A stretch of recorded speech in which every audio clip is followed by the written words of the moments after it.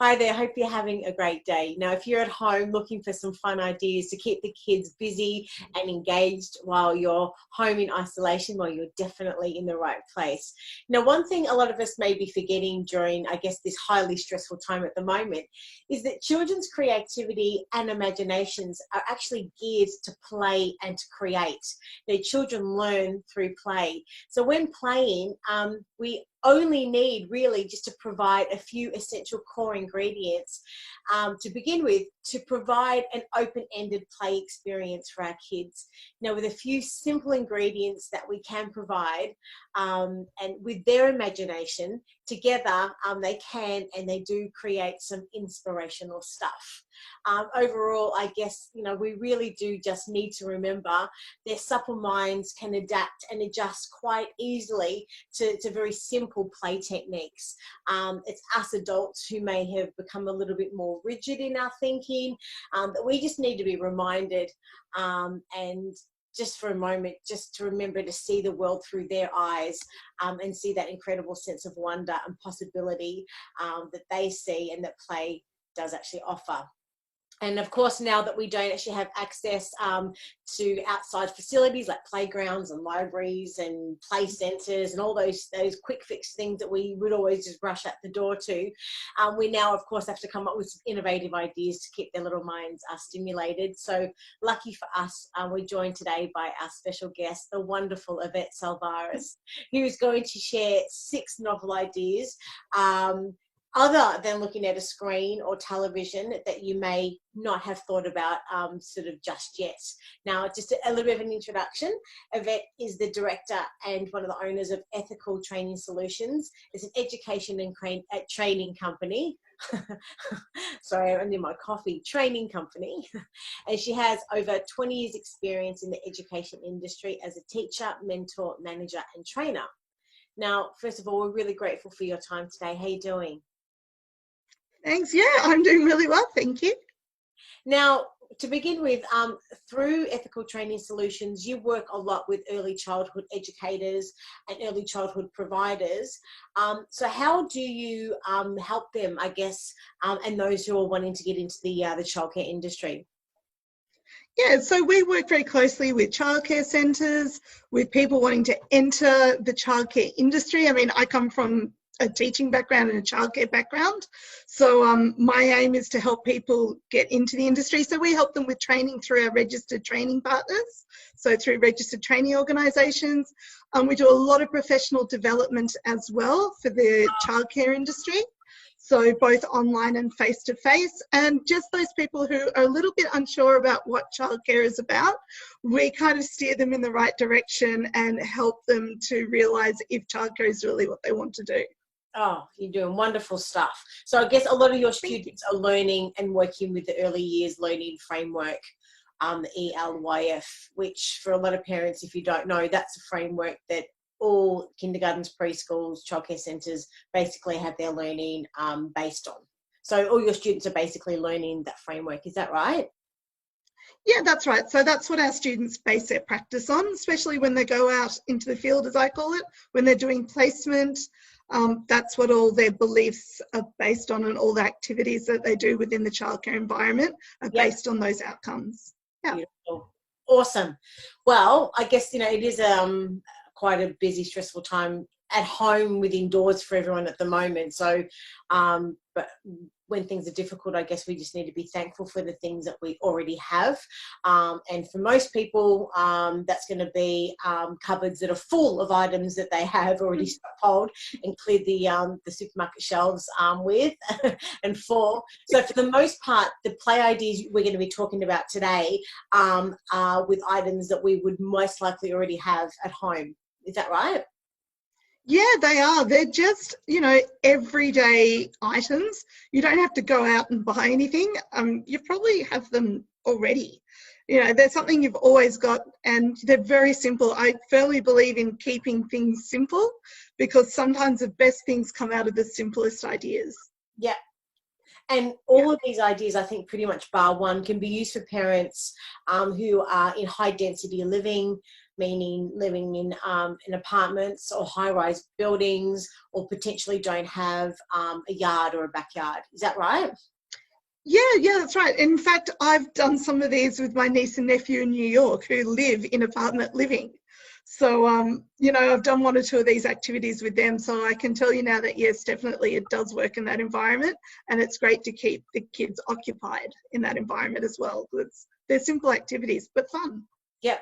And I guess for anyone that's been on an overseas rainy holiday, these types of things are in, a lot of them are sort of indoor sort of activities either way. So if the weather over the coming months does start to go south a little bit, which with winter and everything else it's going to, these ideas can sort of be busy right throughout all of these months in isolation. Now, for anyone watching that hasn't read the article, first of all, we published your article titled Activities to Do with the Children Whilst in Isolation. So for someone who hasn't read the article, can you give us a quick overview of what it's about and just what inspired you to write it? Yeah, so basically it's just 6 really simple activities you can do with the kids at home. They're activities that can be done inside predominantly. There might be 1 or 2 activities that do require outside, but I'm not talking outside in a park. It can be done, in your backyard, or in one case, if you just got a balcony, you could do that little activity on your balcony. And I think it's important at this time too that we make the most of this time, as weird as that sounds, because now's the time to come together as a family, to bond with your children. You have that time. Use it wisely, and these activities are great to do that as a family, to get involved as a family and work together as a family. Yes. Well, let's get stuck into the questions. Question number 1, what can children learn from the activities you have listed in your article? Yeah, well, that's actually quite funny, because students, there goes the teacher in me, children, see, that's the teacher in me already.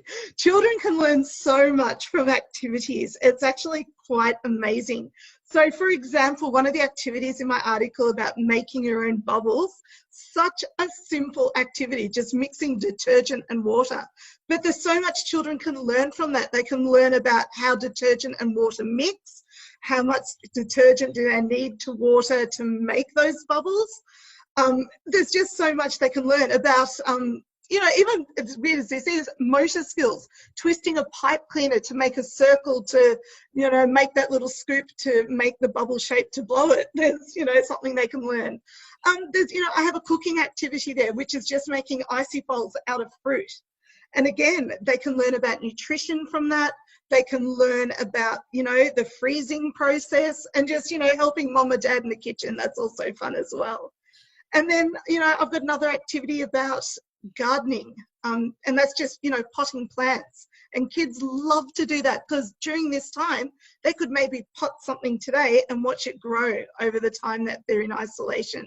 So it kind of gives a sense of reward, and something that they've actually achieved. And they can learn again about, planting seeds and the growing process. So there is just an abundance of things kids can learn from such simple activities. Yes. So the age group that these activities are, I guess, designed for or aimed at, what would be the age group? Well, I usually say primary age kids. So I would say anywhere, say from 5 to maybe 10 to 12. You could do some of these with younger kids as well. Things like bubbles. I know even toddlers love bubbles. Maybe not making it, that's a little bit advanced for them, but just even chasing them and, seeing them float and things like that. Babies and toddlers absolutely love that. Yeah. Another activity that I have as well that I put into the article is a music activity. And that's, you fill up jars with different liquids and, different amounts of liquids, and then you tap on the jars and they all make different sounds depending on how much liquid is in the jars. So that can be done with all age groups, because the little ones can actually listen to the sounds and get enjoyment from that. But the older kids can, experiment with it a bit more and make, different sounds with it according to how much liquids they put into the jars. So, the activities are for all age groups, I would say. Yeah. So is it mainly for parents then to be able to explain that to the children? Let's start with the bubbles as an example, that the bubbles, in mixing that is like a simple, maybe like chemistry type of a lesson, and that the bottles with the water, as an example, would be more of a music type of a lesson. So it's not just about the activity, but then for the parent to be able to explain the different lessons that are within the activity. Would that be right? Yes, yes, that's exactly right. And especially now when homeschooling is becoming such a big thing, especially coming probably into term 2, a lot of parents are going to be almost like the stand-in teacher if their children are going to be learning remotely. So, yeah, that's how these, these activities would work in that way. That'd be great for those sort of things. Yeah. All right, well, let's get stuck into question number 2. What are the easiest ways to keep children occupied? I think a lot of from my experience, from my experience as a teacher, and I would say the best way to keep kids occupied is to make it fun, because kids love to have fun. They want to learn, but the best way to learn is to have fun. So whatever you're doing with kids, make it fun, make it exciting, a little bit of element of mystery, so they don't know what the outcome's going to be until the outcome happens. That's kind of fun. But also, I guess, make it a little bit challenging for them as well. I think that's really important. Don't make anything too easy for them. Let them think about it and let them try. And another thing I always say is let them fail as well, because that's how they're going to learn. Yes. So keep it fun, keep it fun, energetic and educational, but don't be afraid of them failing at the same time. And what sort of open-ended questions would you suggest that parents should be asking the kids during these sort of educational fun activities that's going to prompt them to be able to think and learn? And as you said, as they're failing and learning and those types of things, what are some of the phrases that you would sort of say or you tell your students? Yeah, I always say, what do you think is going to happen next? That's what I always say to them, because that gets them thinking about what will happen, especially, if you're doing things like bubbles or even the music activity, what's going to happen next when you put more liquid in or less liquid in. And then it's up to them to see what does happen and if they were right or wrong. And if they were right, great. And if they were wrong, well, why were they wrong? What would you do to change it? And you just kind of lead in that way. Cool. All righty. Yeah. Next question we've got is, what are the benefits of conducting non-screen-based activities? Yeah, well, these days everybody's stuck to a screen, and I think more so now that people are in isolation during COVID-19. Screen time is probably more predominant now. Kids are going to be learning online. They're going to be watching more educational content, maybe on TV and maybe non-educational content, surfing the web and so forth. But doing this type of activities, these hands-on type of activities, it promotes bonding within a family, especially with your child, because you're not sitting in front of a TV. It promotes language and literacy as well, because you're talking about what you're doing, you're learning about what you're doing, and it just kind of brings people together, especially when adults get involved in the activity, which is really fun as well. Kids love that.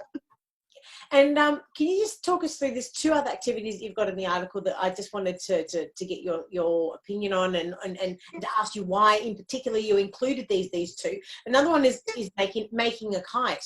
Tell us about that one. Yeah, making a kite. Kids love things that fly. I mean, everybody does, right?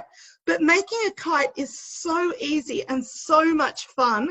I've done this activity actually with quite a few kids in my time when I was teaching and doing outside school hours care. They just get so much enjoyment out of it, especially with something as simple as a plastic bag and a bit of string and some sticks. We use straws in some cases. I'm sure people have straws lying around. And it's so simple, but for the kids to actually see a kite take off and see it fly and know the fact that they made it as well brings a whole lot of enjoyment to it. And yeah, it's a really fun activity to do and really simple and really educational. Cool. And the other one you've got in there is a treasure hunt. Tell us about that one. Yeah, okay. Well, that's actually from my childhood, believe it or not. When I was little, all those years ago, We used to play a game, my brother and I used to play a game with our parents called Hot and Cold. So what they would do is would be in a room like the lounge room, the kitchen, or, you know, some part of the house. And my parents would hide something and we would have to go looking for it.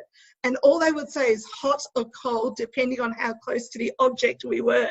So the closer you got, the hotter it was. And it made us think about, you know, where it could be, and, you know, we didn't know what it looked like, and, you know, things like that. And it was so much fun because mum and dad were involved in it.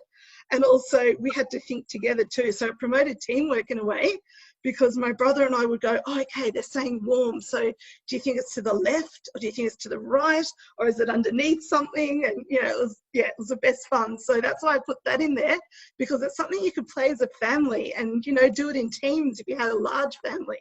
Or you can do mum and dad against the kids, or the kids working together, or mum and, you know, daughter or son or whatever. It's just heaps of fun. That's awesome. And I think the biggest takeaway that I've really got from our chat today has been, like, it's not so much just about the activities, it's about teaching the kids the lesson that they can learn from each of these activities. So these 6 ideas are brilliant, and they are a really good base for parents to use, but to then continue using that template of just like, well, how, and asking those open-ended questions to be able to ensure that the kids are thinking and expanding and all that sort of stuff. Yeah. What are your thoughts about it? What are your thoughts about that? Yeah, that's right. Yeah, it's all about having fun and learning at the same time. Yes, it is. Well, look, thank you so much for your time today. Can't wait to chat with you again. If parents want any more information and or they want to sort of get in touch with you, whereabouts can they find you? Yep, they can find me at www.ethicaltrainingsolutions.com, or just pop onto Facebook, type in Ethical Training Solutions, and our Facebook page will come up, and you can message me there. Awesome. Take care, and we'll speak with you again soon. Thanks, Yvette. Thanks, Rach. Bye.